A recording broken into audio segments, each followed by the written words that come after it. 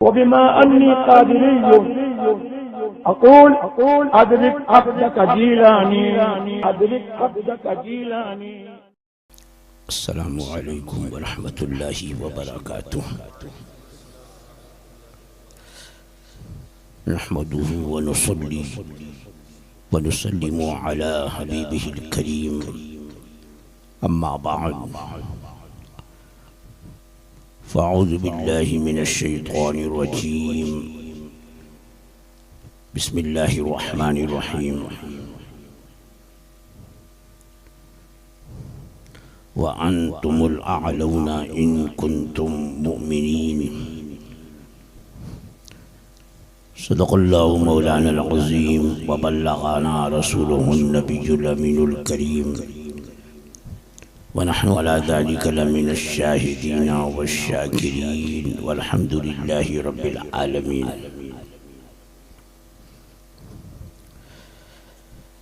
इंतहाई अक़ीदत व महब्बत के साथ बारगाह रिसालत में दुरूद व सलाम का नजराने महब्बत पेश कर लीजिए।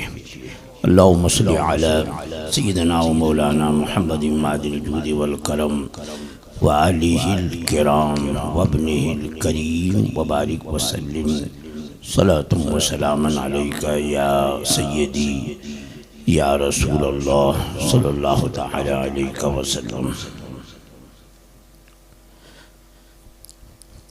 रात काफ़ी गुज़र चुकी है, बल्कि पूरी तकरीबन गुज़र चुकी है।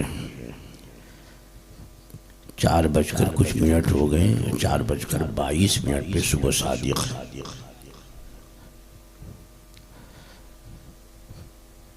मुझे आप हजरात की ये बेदारी, ये जीदारी और ये जीता जागता मजमा देखकर बड़ी मसरत भी हुई, बड़ी खुशी है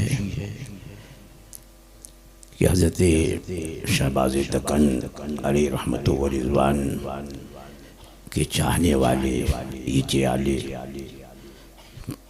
जब रात और नींद अपनी कुर्बान कर सकते हैं तो वक्त आएगा तो अपनी जान भी कुर्बान कर सकते हैं। शहबाज़ दक्कन से मेरी पहली मुलाकात गुलबर्गा शरीफ में तकरीबन मेरे ख़्याल में 20 साल हो गए होंगे। वहाँ तबलीगियों ने 3 रोज़ा इज्तिमा का प्रोग्राम बनाया था। तो वहाँ के सुन्नी मुसलमानों ने रब्ता किया हज़रत शहबाज़ दक्कन से और मुझसे और बम्बे से। मैं आया, हैदराबाद से आप तशरीफ़ ले गए। 2 रोज़ा प्रोग्राम था। अल्हम्दुलिल्लाह उसका यह असर हुआ कि उनका 3 रोज़ा प्रोग्राम एक ही दिन में ख़त्म हो गया। वो मेरी पहली मुलाकात में उनकी आवाज़, उनके अंदाज़, खुसूसन अंदाज़े तिलावत कुरान मजीद से बहुत मुतासिर हुआ था। उसके बाद 12 मुलाकात होती रही और ख़ुद मुझसे बड़ी मोहब्बत फरमाते थे। और मेरे ख़्याल में 2 साल पहले या लॉकडाउन शुरू होने से पहले ख़त्म बुखारी शरीफ के लिए मुझे दावत दी थी, मैं हाज़िर हुआ था। तो उनकी बड़ी खिदमात हैं और उनकी खिदमात ही की रोशनी में मुझे जो उन्वान दिया गया है वो बहुत बसीत वक्त चाहता है। और अनक़रीब मेरे मखदूम गिरामी, मेरे मुर्शिद इजाज़त, मेरे उस्ताद, मेरे मुरब्बी, जानशीन हुज़ूर सदरुल शरिया सरकार मुहद्दिस कबीर दामद बरकातुहुल कुद्सिया जलवा फरमा होंगे और उनके खिताब नायाब से आप हज़रात मौजूद होंगे। थोड़ी देर के लिए मैं हाज़िर हुआ हूँ। उन्वान जो दिया गया है मुख्तसरन कुछ रोशनी डालूँगा, फिर कभी मौका हुआ तो इंशाअल्लाह भरपूर उस पर गुफ्तगू होगी। कि दौरे हाजिर के फितने, ये फितने हैं क्या? कुछ तो पुराने फितने हैं और कुछ उसी की रोशनी में नए फितने हो गए हैं। सरकार गरीब नवाज अली रहमतो व रिजवान और उनसे पेशरो बुजुर्गों ने इस्लाम की जो शमा हिंदुस्तान, गैर मुनक़सिम हिंदुस्तान की सरजमीन पे जलाई, सिर्फ एक मसलक अहले सुन्नत, मसलक अहले सुन्नत के अलावा सुन्नी सही अक़ीदा मुसलमानों के अलावा पूरे हिंदुस्तान में कोई और नाम नजर नहीं आता था। राफिज़ियत ये जहांगीर के दौर में हिंदुस्तान में आई और पनपी, और उसके बाद फिर अंग्रेज़ों की साजिश, और अंग्रेज़ों ने ये चाहा कि हिंदुस्तान की हुकूमत हमने मुसलमानों से ली है, तो मुसलमानों को आपस में लड़ाओ ताकि हम हुकूमत कर सकें। लिहाजा बहुत सारे नाम नहाद मुसलमानों को उन्होंने बनामी मुस्लिम जो थे खरीदा, बाकायदा उनके लिए माहवारी अंग्रेज़ों की तरफ से आती रही, और वो अपना काम यानी अंग्रेज़ों का काम करते रहे, फ़िरक़े होते रहे, कादियानी, वहाबी, गैर मुक़ल्लिद, इस तरह से जितने फितने पैदा हुए ये अंग्रेज़ों की देन। और अंग्रेज़ों की हुकूमत थी, उनकी ताईद और उनकी ताकत और उनकी दौलत, उनकी हुकूमत की बुनियाद पर बड़ी तेज़ी से ये फैलते रहे। लेकिन हर दौर में अल्लाह जल्ल व अला ने अपने दीन मतीन की हिफाजत के लिए अपने बंदों में से किसी न किसी का इंतखाब फरमाया है। जब फितने बहुत बढ़ गए, घर घर अकायद से मुताल्लिक इख्तलाफात पैदा होने लगे, तो अल्लाह जल्ल व अला ने दीन मतीन की हिफाजत के लिए इमाम अहमद रज़ा को पैदा फरमाया। इमाम अहमद रज़ा अंग्रेज़ों के दौर में पैदा हुए 1272 हिजरी में, और चंद ही साल में तमाम उलूम से अब फारिग होकर आपने मिशन बना लिया इन सारे बातिल फिरकों का रद्द, और आपने बरमला ऐलान फरमाया कि ये रज़ा के नेज़े की मार है, ये रज़ा के नेज़े की मार है कि आदू के सीने में गार है, किसे चारा जोई का वार है कि ये वार वार से पार। और वाकई आला हजरत ने जो रद्द बलीग फरमाया है, आज तक कोई माई का लाल पैदा न हुआ कि उसका जवाब दे सके। आला हज़रत क़ादिर बरेलवी क़ुद्दस सिर्रुल अज़ीज़ ने तमाम तर फिरक़े बातिला के जवाब में सिर्फ एक दो फतवे नहीं, बाकायदा किताबें और रसाइल तहरीर फरमाए। खा वो कादियानी हो कि गैर मुक़ल्लिद हो कि वहाबी हो, कोई भी हो, सबका रद्द फरमाया। और अल्हम्दुलिल्लाह ऐसा रद्द बलीग कि लोगों ने समझ लिया कि हक क्या है और बातिल क्या है।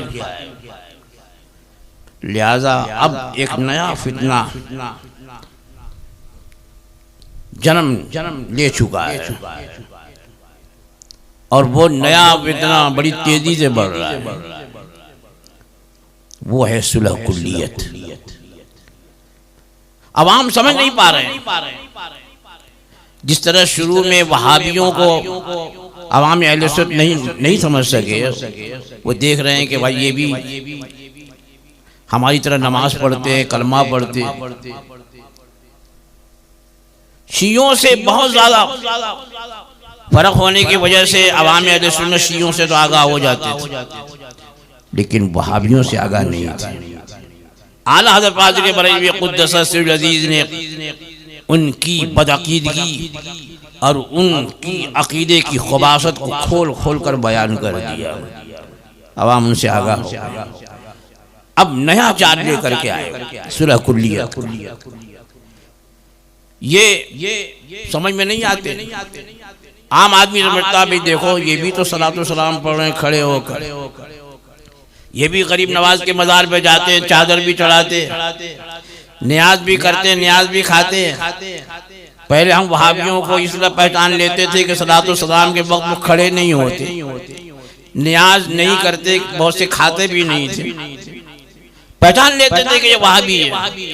लेकिन ये तो नियाज कराता भी है, खाता भी है, मज़ारों पे जाता भी है, कैसे पहचान? अब जो भोले भाले सुन्नी मुसलमान हैं उन्हें बता रहे हैं कि भाई देखो ये कलमा पढ़ते, दुरूद शरीफ पढ़ते, दुरूद शरीफ की फजीलत इन्होंने लिखी, ये करते, ये कैसे काफिर हो सकते?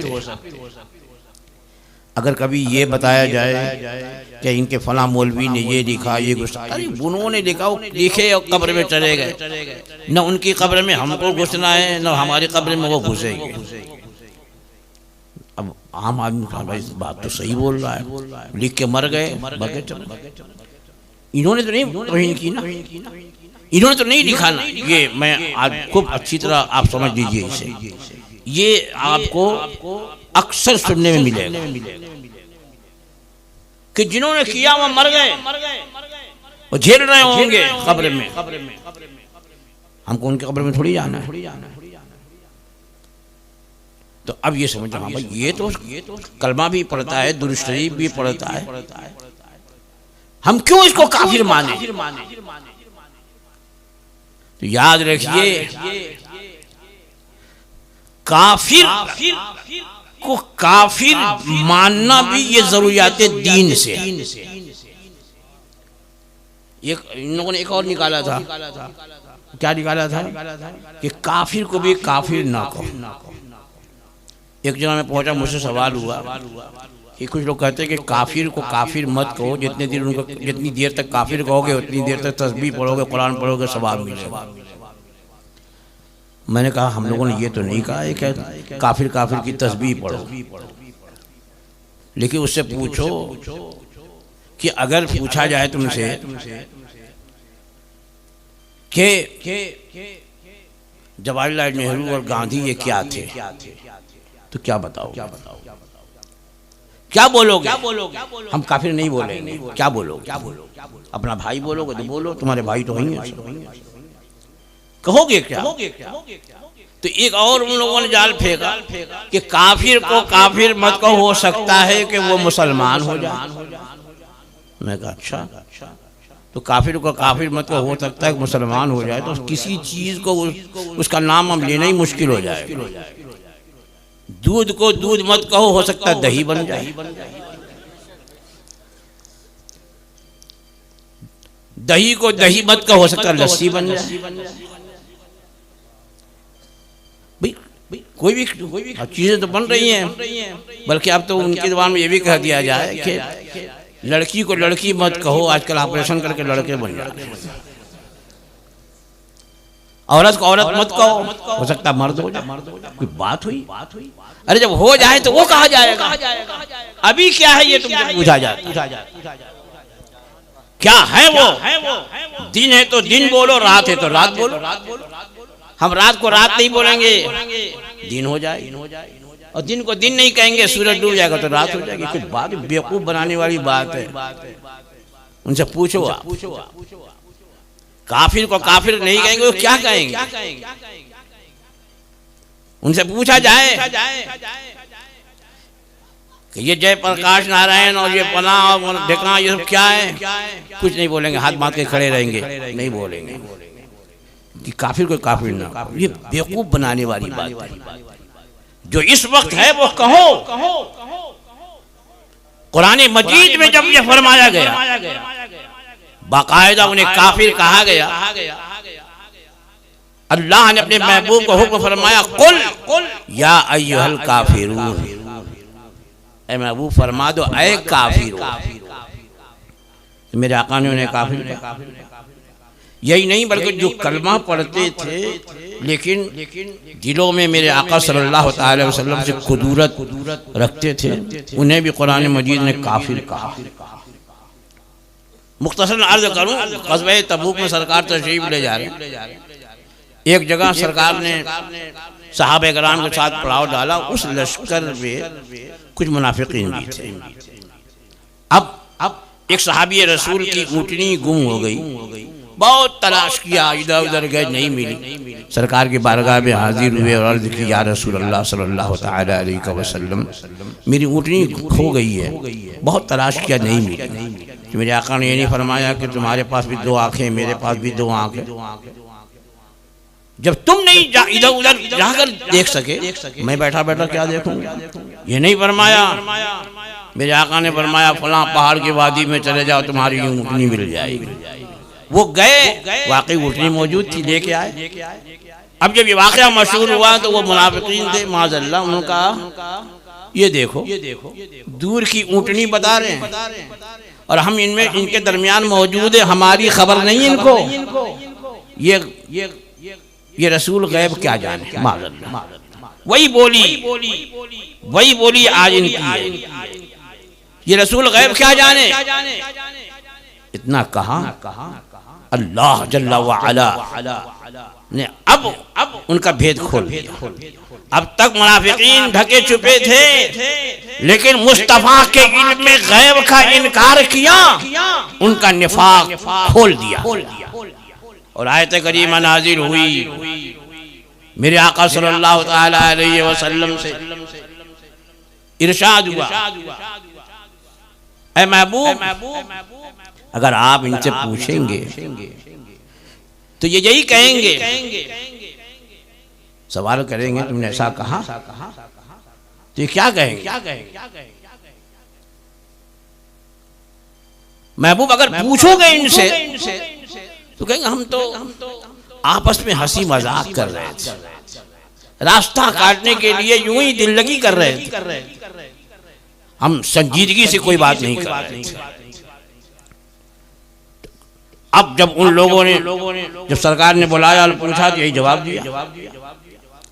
तो सर अल्लाह जल्ला वाला ने क्या फतवा दिया, इसी को सुन। अल्लाह जल्ला वाला ने इरशाद फरमाया, अबिल्लाहि व आयातिहि व रसूलिहि कुंतुम तस्तहज़िऊन। क्या अल्लाह के साथ, अल्लाह की आयतों के साथ और अल्लाह के रसूल के साथ इस्तेज़ा करते हो, मजाक करते हो? मुसलमानों जरा गौर करो, मजाक किसका बना? हुजूर के इल्म गैब का, सरकार के इल्म गैब का मजाक उड़ाया। लेकिन अल्लाह फरमाता, अबिल्लाहि व आयातिहि व रसूलिहि कुंतुम तस्तहज़िऊन, अल्लाह के साथ, अल्लाह की आयतों के साथ, अल्लाह के रसूल के साथ मजाक करते हो। ला तातज़िरू कद कफरतुम बाद ईमानिकुम, हीले बहाने मत करो, बेशक तुम लोग काफिर हो गए। यहाँ उलमा बैठे हैं, यहाँ क्या है? ताकीद का लफ्ज़, कद कफरतुम, बेशक तुम काफिर हो गए ईमान लाने के बाद ईमान। ये हुक्म है, इसी पर फतवा है। अगर किसी से भी अल्लाह और अल्लाह के रसूल की शान में अदना गुस्ताखी पाओ, उसे अपने दरमियान से दूध की मक्खी की तरह निकाल। जैसे दूध में मक्खी पड़ जाती है ना, तो उस वक्त निकालने में दर्द नहीं होता कि अगर निकालेंगे तो इतना सा दूध भी निकल जाएगा, बल्कि बकिया दूध बचाने के लिए उसे निकाल के कोई भी हो। आज रिश्तों का हवाला दिया जाता है, करने वाले मर गए, उन पर हम उनका हुक्म हम पर न लगाओ, हम नहीं लगाएंगे, बशर्ते कि तुम उन गुस्ताखों के बारे में बरमला ऐलान करो कि जिन जिन लोगों ने भी अल्लाह और अल्लाह के रसूल की शान में थोड़ी भी गुस्ताखी की है, हम उसको काफिर जानते हैं, चाहे वो हमारा कितना ही करीबी को। ऐलान करो, हम सीने से लगा, लेकिन नहीं हो सकेगा। इसलिए याद रखिए एक बात, ये कुल्लिया है कि जो अल्लाह के प्यारे हबीब सल्लल्लाहु ताला अलैहि वसल्लम की शान में गुस्ताखी करे, उसे अल्लाह तौबा की तौफीक नहीं दे। क्या ये अशरफ अली थानवी, ये कासिम नानवी अपने दौर में बड़े काबिल समझे जाते थे, कहीं को समझ नहीं थी कि ये तहरीर जो है ये गुस्ताखाना है, ये इबारत जो है वो शान रसालत के खिलाफ है, क्या उन्हें नहीं समझती?